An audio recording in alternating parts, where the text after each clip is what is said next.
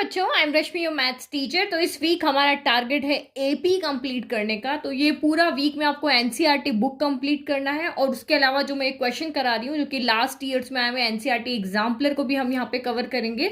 तो इससे आपको आइडिया लगेगा कि किस तरह के क्वेश्चन एग्जाम में आते हैं। और आपको नोट्स के लिए कहाँ जाना है, तो नोट्स आपको कहाँ मिलेंगे, सारे नोट्स आपको फ्री में मिलेंगे। लिंक आपको डिस्क्रिप्शन बॉक्स में मिल जाएगा। आप उस लिंक पे क्लिक करोगे तो आपको चैप्टर वाइज वहां पर नोट्स मिल जाएंगे जो सिर्फ अभी टर्म 2 के अंदर आ रहे हैं। उसमें मैं आपको पास्ट ईयर क्वेश्चंस मिलेंगे बहुत सारे। ये क्वेश्चंस की फोटो भी मैं वहां पे डाल दूंगी, ठीक है।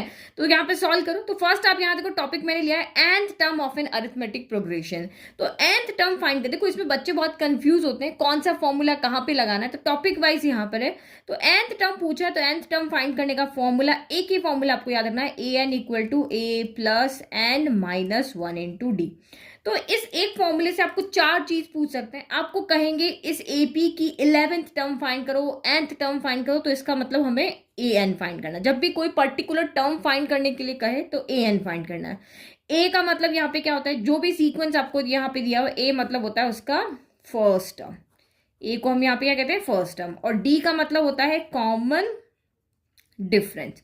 तो ये कॉमन डिफरेंस को हम कैसे निकालते हैं, पीछे वाली टर्म में से आगे वाली को सब्ट्रैक्ट कर दो, तो ये आपकी यहाँ पर कॉमन डिफरेंस होता है। तो कॉमन डिफरेंस एक्चुअल में होता है क्या है, वो नंबर जिसको ऐड करने से हमें नेक्स्ट टर्म मिलेगी, चाहे ऐड करो सब्ट्रैक्ट करो, बट मेनली हम उसको कहेंगे कि ऐड करने से आपकी नेक्स्ट टर्म मिलेगी। तो ये होता है कॉमन डिफरेंस। और एन यहाँ पे क्या होता है, उसको नंबर ऑफ टर्म्स भी कह सकते हैं कि आप यहाँ पे 25 टर्म फाइंड करके बताओ तो 25 आपका एन हो जाएगा। इस तरह से ए एन और एन में बहुत कंफ्यूजन होता है। आपकी जो फाइनल वाली टर्म कहे या आपको कहे 11th टर्म फाइंड करके कहो, तो वो जो पर्टिकुलर 11th नंबर पे जो टर्म होगी, जैसे ये थर्ड टर्म है तो A3 हो गया, तो A3 जो आपका वो AN होगा। लेकिन जब हम इसको काउंट करते हैं ना 1 2 3, इस तरह से जो N होगा वो नंबर ऑफ टर्म्स वहां पे बताता है।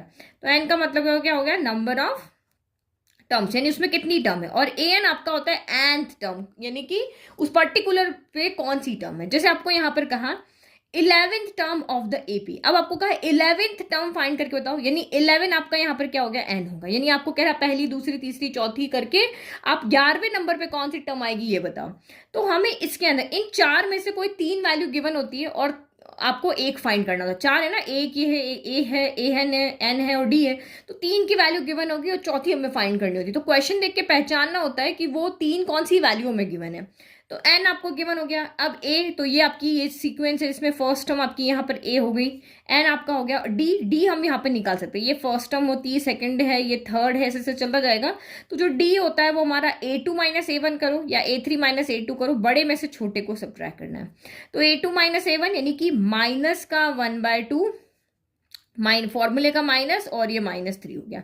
तो इसको जब आप सॉल्व करोगे तो माइनस का 1/2 माइनस माइनस +3, तो 3 में से हाफ गया, तो यहाँ पे कितना बचेगा, तो ये बचेगा आपका 5/2। जिसको नहीं समझ में आ रहा वो एलसीएम लेके कर लेना कि ये माइनस का 1/2 प्लस का 3 के डिवाइड में क्या है, तो 1 है। तो 2 और 1 का एलसीएम कितना हो गया, 2 गया। 2 के टेबल में 2 1 टाइम आता है तो ऊपर तो 1 ही रहेगा। 1 के टेबल में तो 2 टाइम आता है तो 3 2 6 हो गया। तो 6 में से 1 गया तो 5 बाय आपका यहाँ पे 2 हो गया। तो ए मिल गया, डी मिल गया, एन मिल गया। तो हमें ए एन फाइंड करना ना, तो बस इसमें आप फॉर्मूला दो, ए एन यानी 11 फाइंड करना है। एन की जगह क्या रखना है, 11। तो ये फॉर्मूला ए कौन है आपका, तो ए आपका यहाँ पर है -3, ठीक है, प्लस एन -1, तो 11, अच्छा सॉरी दिख नहीं रहा आपको, ए एन हो गया ना। तो एन की जगह 11 रख दिया, ए की जगह -3 रख दिया, एन और एन -1, एन आपका 11 है, तो ये एन -1 11 -1, और डी कौन हो गया, कॉमन डिफरेंस जो भी हमने निकाला 5/2 हो गया। तो उसको सॉल्व करो, माइनस का 3, 11 -1 10 इंटू 5/2 गया। 2 के टेबल में 10 आया 5 टाइम, तो ये हो गया -3, 5 5 25। तो 25 में से 3 गया तो कितना बचा, 22 बचा। तो ऑप्शन बी राइट है। समझ में आ गया। तो ये समझाने की बात है। The common difference of an AP in which A18 minus A14 equal to 3। तो A18 लिखा हुआ मतलब 18th टर्म का 14th टर्म से जब आप सब्ट्रैक्शन करते हो तो 3 आता है। तो आपको कह रहा है कॉमन डिफरेंस यानी कि D फाइंड करके होता है। तो A18 क्या होगा, A18 एन की जगह 18 रखोगे तो A प्लस A और D तो हमें पता ही नहीं है, बट ये एक AP है तो A और D कुछ न कुछ तो होगा। तो फॉर्मूले की फॉर्म में रख देना है आपको, बस A plus 18 minus 1 into D. हमें सिर्फ यहाँ पे n पता है, तो ये आपका कितना हो जाएगा, A प्लस 18 माइनस 1 कितना हो गया, 17D हो गया। फिर माइनस A14, ए की जगह ए है, एन की जगह क्या हो गया 14 माइनस 1 इंटू डी, यानी A प्लस 13D हो गया। तो ये हो गया आपका a प्लस 13d इक्वल कितना है आपका यहाँ पे 3 है। अब इसको सॉल्व करो तो ये हो गया a plus 17d minus plus minus a minus plus minus 13d equal to आपका 3। तो इसने आपको कॉमन डिफरेंस पूछा है। तो यहाँ पे देखो ये प्लस का है, ये 14 इसके नीचे, ये प्लस के a से माइनस का a कैंसिल हो गया, 17d में से 13 गया तो कितना बच गया आपका यहाँ पे 4 बच गया, तो 4d इक्वल टू आपका 3 हो गया। तो दिस इंप्लाइज d कितना हो गया 3/4 हो गया। तो ये इसका आंसर हो गया। ठीक है, तो ये 1 मार्क का क्वेश्चन है। तो ये 1 मार्क का क्वेश्चन है, ये ऊपर वाला भी आपका 1 मार्क का रहा, ये भी आपका 1 मार्क का। आज इस वीडियो में हम ज्यादा टफ क्वेश्चन नहीं करेंगे क्योंकि अभी आप पढ़ना शुरू ही कर रहे हो एपी को। Find the 10th term of the sequence. इस सीक्वेंस का 10th टर्म पूछा है। 10th टर्म यानी कि n तो आपका यहाँ पर कितना है 10 और निकालना हमें क्या है a 10th पूछा है। समझ में आ रहा है ना दोनों में डिफरेंस। इसने पूछा है ये जो एपी आपकी चल रही है उसकी 10th टर्म बताओ, 10वें नंबर पे कौन है वो बताओ। तो 10वें नंबर पे कौन होगा, पहले नंबर पे a1 होता है, दूसरे नंबर पे a2 होता है, तीसरे नंबर पे a3 होता है, 10वें नंबर पे कौन होगा तो a10 होगा। तो आपको कौन से नंबर की टर्म पूछी है, 10वें नंबर की पूछी है। तो इसका मतलब आपको a10 पूछा है, तो वही फॉर्मूले के पास जाना है, a plus n minus 1 into D, ये आपका an होता है। मतलब ये हमें फाइंड करना है, मतलब इन सब की वैल्यू में चाहिए। तो a कौन है आपका √2 है, n कौन है तो आपका 10 है, और d कौन है तो आपका क्या हो जाएगा √8 माइनस का √2 हो जाएगा। तो √8 पता है 8 के फैक्टर क्या होते हैं 2 इंटू 2 इंटू 2 ऐसे होते हैं √2। इसको हम सॉल्व कर सकते हैं ना, इनकी पेयरिंग बन रही है तो ये बाहर आ जाएगा, तो ये 2 √2 हो जाएगा। तो 2 √2 में से एक √2 गया, 2 पेन में से एक पेन गया, तो एक ही पेन तो बचा, तो √2 बच गया। तो अब यहाँ से हमें a मिल गया, n मिल गया, d मिल गया। वैल्यू पुट कर दो, a कौन है तो आपका √2 है, प्लस n कौन है तो ये 10 है, तो 10 माइनस 1 है, और d कौन है तो √2 है। तो ये आपका कितना हो गया √2 प्लस 10 माइनस 1 तो 9 √2 हो गया। तो 9 पेन प्लस 1 पेन यानी कि 10 पेन हो गया, यानी इसका आंसर कितना हो गया 10 √2, यानी 10th टर्म कौन है सीक्वेंस की तो 10 √2 है। तो इस तरह से आंसर आपको लिख करके बताना। फिर next question number 4, in a certain AP, मतलब कोई भी एक एपी है, तो एक एपी बनाने के लिए मेनली 2 चीज चाहिए होती है। एक आपको यहाँ पे चाहिए होती है फर्स्ट टर्म, तो कोई भी एपी अगर बन रही है तो उसकी फर्स्ट टर्म होगी ए, जिसको अब अगर दी हुई तो ठीक है, नहीं दी हुई तो ए मानेंगे, और उसकी जो कॉमन डिफरेंस होगा वो आपका डी होगा। तो कोई एक एपी बनानी है तो ये 2 चीज यहाँ पे जरूरी चीज, जब दी होती है तब तो ठीक है, और जब नहीं होती तो हम लेट करते हैं कि लेट हमारी कोई भी एपी है जिसकी फर्स्ट टर्म ए है और कॉमन डिफरेंस डी है। फिर उस एपी की 32th टर्म, 32th मतलब 32वीं टर्म को हम कैसे लिखेंगे 32वीं टर्म यानी a32 इज जहां पे दिख रहा equal twice the 12th term, उसकी 12th टर्म की डिवाइडेड। तो 12th टर्म को हम कैसे डिनोट करते हैं a12 से। ठीक है, सिर्फ हमारा यहाँ पे n अलग होता है, 12th टर्म का है, मतलब टर्म की जब बात हो रही तो ये a आएगा। प्रूव दैट, और हमें यहाँ पे प्रूव क्या करना है 17th टर्म यानी a70, 70 वाले नंबर पे जो टर्म होगी वो a70 इज, तो इक्वल लगा दिया, ट्वाइस यानी मल्टीप्लाई द 31st टर्म यानी a31। मतलब ये चीज आपको दी हुई है और आप प्रूव करके बताओ कि अगर ये इसकी इक्वल है तो ये भी इसके इक्वल होगा। तो ये हमें गिवन है तो हम सॉल्व करके देख ले, यहां से कुछ ऐसा मिले कि जो यहाँ पे काम आ जाए। तो a32, जब भी टर्म की a यहाँ पे बात आ रही तो फॉर्मूला दिमाग में होना चाहिए a plus n minus 1 into D, ये आपका a n होता है। तो यहाँ 32 रखोगे, a d तो हमें पता नहीं है, तुमने खुद लेट किया है, पर होंगे कोई ना कोई तभी तो AP बनी है। तो n की जगह यहाँ पे कितना है 32, तो 32 माइनस 1 क्या हो जाएगा, तो ये हो जाएगा a प्लस 31d हो जाएगा, इक्वल टू ये 2 हो गया, और a12 क्या होगा a प्लस 12 माइनस 1 यानी 11d हो गया। तो ये क्या हो गया a plus 31d equal to 2a plus 11 into 2 को अंदर मल्टीप्लाई कर रहे हैं, ये 2a हो गया, ये 11 2 22d हो गया। a को एक तरफ ले जाते हैं, d को एक तरफ ले जाते हैं, तो ये वाला a बड़ा है ना, ये 1 है 2 है, तो इसको उधर ले जाते हैं और इसको उधर ले जाते हैं। तो 31d पहले से है, माइनस हो जाएगा उधर जाके, 22 इधर प्लस है ना, उधर माइनस हो जाएगा, यहाँ 2a प्लस का a इधर आके माइनस का a हो जाएगा। तो 31 में से आपका 22 गया, तो ये आपका कितना हो गया 9d हो गया। तो ये आपका यहाँ पर हो गया 9d, और 2a में से 2 पेन में से 2 एप्पल में से एक एप्पल गया तो एक एप्पल बच गया। इस तरह से इसको डिलीट कर देते, बहुत से बच्चे इसको गड़बड़ करते हैं सब्ट्रैक्ट करने में।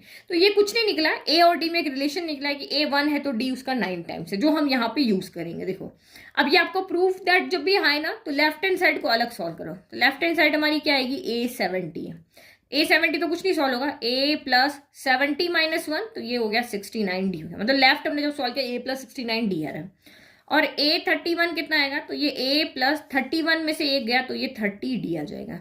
तो यहाँ पे 2 है तो इधर 2, ये हमारा लेफ्ट है और ये हमारा यहाँ पर राइट है। तो ये 2 से मल्टीप्लाई किया तो इधर भी करना पड़ेगा भाई, 8 यहाँ 2 से किया ना तो इसको भी तो 2 से करना पड़ेगा। तो ये कितना हो गया आपका 2A प्लस, तो ये हो गया आपका यहाँ पे 2 इंटू ये 30 इंटू 2 तो ये 60D हो गया। ठीक है, अब ये तो हमें दिख नहीं रहा कि ये यहाँ पे सेम है, A प्लस 69D आ रहा है, यहाँ पे 2A प्लस 60D आ रहा है, तो कैसे हम कह दें कि ये एक है। तो हम इसकी हेल्प लेते हैं। इसकी हेल्प कैसे लेंगे, A की वैल्यू है क्या कह रहा है 9D है, तो हम यहाँ पे पुट कर लेते हैं। इसके अंदर पुट करो तो ये 9D प्लस 69D, तो 9 प्लस 69 कितना हो जाएगा, तो ये 78D हो जाएगा। इतना ही हो जाएगा। अब इसमें वैल्यू पुट करके बताओ, 2A की जगह हमने रखा 9D, ठीक है, और ये प्लस 60D है, तो 9 इंटू 2 कितना हो गया आपका यहाँ पर 18 हो गया। तो 18 plus 18D plus 60D, 18 dice plus 60 dice कितना हो जाएगा 78D। तो अब हमारा यहाँ पे क्या आ गया, इक्वल आ गया। तो कुछ भी गिवन दिया होता ना वो एम ही नहीं दिया होता, उसकी मदद से हमने यहाँ पे प्रूव किया। हमने लेफ्ट को सॉल्व किया कुछ नहीं हुआ, राइट को सॉल्व किया कुछ नहीं हुआ, लेकिन जब मैंने यहाँ पे इसकी हेल्प से यहाँ पे वैल्यू को पुट किया तब मुझे दिखा कि हाँ अब ये मेरे इक्वल आ रहे। तो यहाँ पे क्या लिखोगे, here A70 equal to 2A31 आ रहा है। हमने यहाँ पे प्रूव करके देखा दोनों किसके इक्वल आ रहे हैं, 78D के, तो लिख देंगे हैंस प्रूव। तो इस तरह के क्वेश्चन आपके आएंगे 2 मार्क में। ठीक है, एक और लास्ट क्वेश्चन करते हैं। तो the fifth term of an AP is 20। तो आपको क्या कहा है, फिफ्थ टर्म आपको जो कहा है दैट मीन्स A5 आपको गिवन है कितना 20, and the sum of its, जो कोई भी AP है जिसकी हम हमेशा लेट करते हैं फर्स्ट टर्म आपकी यहाँ पर A होगी, कॉमन डिफरेंस आपका D होगा, तो उस AP की फिफ्थ टर्म 20 है, and the sum of its seventh term यानी A7 और 11th टर्म यानी कि A11, यानी कि उसकी 2 टर्म का सम यानी कि A7 प्लस A11 का कितना दिया हुआ यहाँ पे 64 दिया। तो आपको कह रहे हैं भाई आप D फाइंड करके बताओ, तो जो दिया हुआ उसी से आइडिया लेंगे। तो A5 का मतलब वही फॉर्मूला जाना है, AN इक्वल टू टर्म वाली बात जब भी आती है टर्म वाला फॉर्मूला, 2 ही फॉर्मूले हैं, एक टर्म वाला एक सम वाला है, तो ये टर्म वाली बात आती है तो टर्म वाला फॉर्मूला लगाने हम। तो A5 यानी A प्लस 5 माइनस 1D, ये जो दिया होता है ना उसको AN मतलब वो ये वैल्यू गिवन है, तो ये आपका A प्लस कितना हो गया 4D हो गया इक्वल टू 20 हो गया। तो देखो यहाँ पे A को एलिमिनेट करके हमें D लाना, तो कुछ भी करके इनकी हेल्प से हम D लाएंगे। तो A plus 4D equal to 20 equation 1 हो गया। आगे ये सॉल्व नहीं होगा ना, यहाँ से कोई रिलेशन निकल रहा है। A7 क्या हो जाएगा, A प्लस 7 माइनस 1 यानी 6D हो गया। A11 यानी A प्लस 11 माइनस 1 यानी कि A प्लस 10D हो गया इक्वल टू आपका 64 हो गया। तो A प्लस A तो आपका यहाँ पर 2A हो गया, 10D प्लस 7D तो ये आपका 16D हो गया इक्वल टू आपका 64 हो गया। इसमें से 2 कॉमन आ रहा है, 2 के टेबल में 2 आता है, 16 आता है, 64 आता है, 2 कॉमन लिया तो A प्लस आपका यहाँ पर 8D हो जाएगा, 2 प्लस 8D इक्वल टू 64 हो जाएगा। ये 2 इधर चला जाएगा तो A plus 8D equal to 64 divide by 2, यहाँ मल्टीप्लाई में तो डिवाइड में गया, 2 के टेबल में आया 3 टाइम, ये 2 टाइम। तो हमारी सेकंड इक्वेशन जो बनी A plus 8D equal to 32, ये इक्वेशन नंबर आपकी 2 बन गई। अब फर्स्ट सेकंड को सॉल्व करो, हमें D लेकर के आना है ना, तो बस A को एलिमिनेट करना है। तो यहाँ पे लिख दो from first and second we have, ये हो गया A plus 4D equal to आपका 20 हो गया, और ये A plus 8D equal to 32 हो गया।